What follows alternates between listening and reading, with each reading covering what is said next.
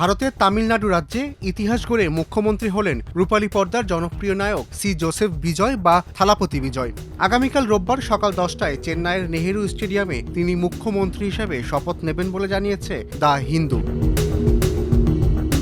এর আগে থালাপতি বিজয়ের দল তামিলাকা ভেট্রি কাজাকাম টিভিকের সরকার গঠনের পথে বাধা কাটে স্থানীয় দল বিদুথালাই চিরুথাইগাল কাচ্চি ভিসিকে ও ইন্ডিয়ান ইউনিয়ন মুসলিম লীগ IUML এর আনুষ্ঠানিকভাবে সমর্থন দেওয়ার মধ্য দিয়ে।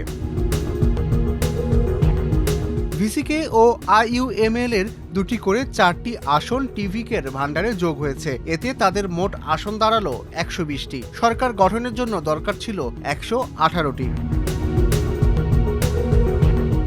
সরকার গঠনের জন্য প্রয়োজনীয় আসন নিশ্চিত হওয়ায় টিভিকের সদর দপ্তরের সামনে ব্যাপক উৎসাহ উদ্দীপনা তৈরি হয়। দলনেতা ও সম্ভাব্য মুখ্যমন্ত্রী থালাপতি সমর্থকদের উদ্দেশ্যে বলেন, উল্লাস শুরু করো।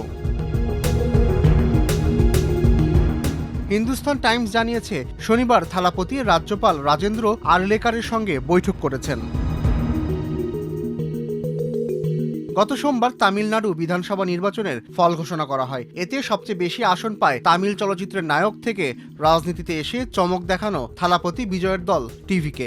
তারা পায় 108টি আসন। এর মধ্যে বিজয় নিজে লড়েছিলেন 2টি আসনে, ফলে দলের মোট বিধায়ক সংখ্যা 107। কিন্তু 234 আসনের বিধানসভায় সরকার গঠনের জন্য প্রয়োজন ছিল 118টি আসন।